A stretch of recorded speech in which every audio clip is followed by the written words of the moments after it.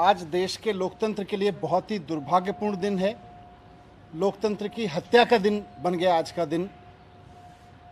चुनाव आयोग की एक हरकत की वजह से आज का दिन लोकतंत्र की हत्या का दिन बन गया। आज देश में पहली बार हुआ है, आज़ाद देश के इतिहास में आज पहली बार हुआ है कि देश का चुनाव आयोग वो संस्था जिसके कंधों पर संविधान ने, बाबा साहब अंबेडकर ने जिम्मेदारी डाली है कि वो समय पे चुनाव कराएंगे, निष्पक्ष तरीके से चुनाव कराएंगे, वो चुनाव आयोग आज केंद्र में बैठी हुई भारतीय जनता पार्टी से डर गया और उसने एक पूर्व घोषित प्रेस कॉन्फ्रेंस के बावजूद चुनाव की तारीख ऐलान करने से मना कर दिया। भारतीय जनता पार्टी के इशारे पर, भारतीय जनता पार्टी के दबाव में आज चुनाव आयोग ने देश में चुनाव कराने से मना कर दिया है। ये किसी भी लोकतंत्र के लिए, सत्ता में बैठी हुई पार्टी के दबाव में अगर चुनाव आयोग चुनाव करवाने से मना कर दे तो फिर लोकतंत्र बचेगा क्या और संविधान बचेगा क्या। आज वही घटा है इस देश में। आज चुनाव आयोग ने आप सबको बुलाया था, पूरे मीडिया को बुलाया था कि 5 बजे चुनाव आयोग की प्रेस कॉन्फ्रेंस में दिल्ली नगर निगम के लिए चुनाव की तारीखों का ऐलान किया जाएगा। लेकिन उसके पहले केंद्र सरकार ने चुनाव आयोग पर दबाव डाला और उसके बाद चुनाव आयोग ने केंद्र सरकार के, भारतीय जनता पार्टी के दबाव में आके तारीखें ऐलान करने से अपने आप को रोक लिया, चुनाव करवाने से अपने आप को रोक लिया, चुनाव टाल दिया।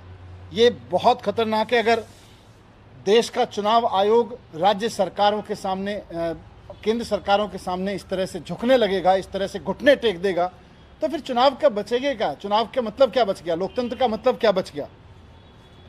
हम सब जानते हैं कि दिल्ली में पिछले 15-17 साल में भारतीय जनता पार्टी ने भ्रष्टाचार की इंतहा कर रखी है। त्राही त्राही मची हुई है दिल्ली में बीजेपी के भ्रष्टाचार की वजह से। एमसीडी में, दिल्ली में जितना बीजेपी ने भ्रष्टाचार किया है, हर आदमी दुखी है और भारतीय जनता पार्टी इस बात को अच्छे से जानती है। अब जब चुनाव सर पे हैं, चुनाव की तारीखों का आज ऐलान होने वाला था, तो बीजेपी उससे घबरा गई। उसको पता है कि इस बार बीजेपी के भी सर्वेज में उनको पता है कि इस बार आम आदमी पार्टी की 272 में से 250 सीटें आने वाली हैं। जिस तरह से विधानसभा के चुनाव में 70 में से 67 सीटें दी एक बार और 70 में से 62 सीटें दी अरविंद केजरीवाल को दोबारा, तो आज पूरी दिल्ली में लोगों को लग रहा है कि एमसीडी में भी उन्हें केजरीवाल ही चाहिए।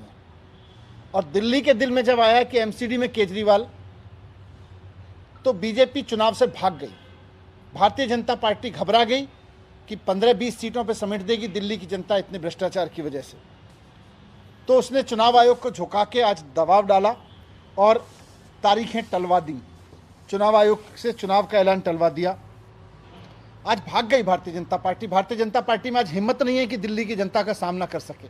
भारतीय जनता पार्टी में आज हिम्मत नहीं है कि समय पे चुनावों का सामना कर सके। बहाना ले रहे हैं यूनिफिकेशन का।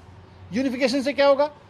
यूनिफिकेशन से इतना ही तो होगा कि अभी 272 पार्षद अलग अलग जगह से अपने अपने वार्ड से चुने जाते हैं और 3 अलग अलग कमरों में बैठते हैं। यूनिफिकेशन होगा तो तीनों एक कमरे में बैठने लगेंगे, एक ही हॉल में बैठने लगेंगे। यूनिफिकेशन का यही तो है। तो यूनिफिकेशन करवाते रहना। लेकिन चुनाव क्यों टाल रहे हो? चुनाव से क्यों भाग रहे हो? चुनाव से क्यों घबरा रहे हो?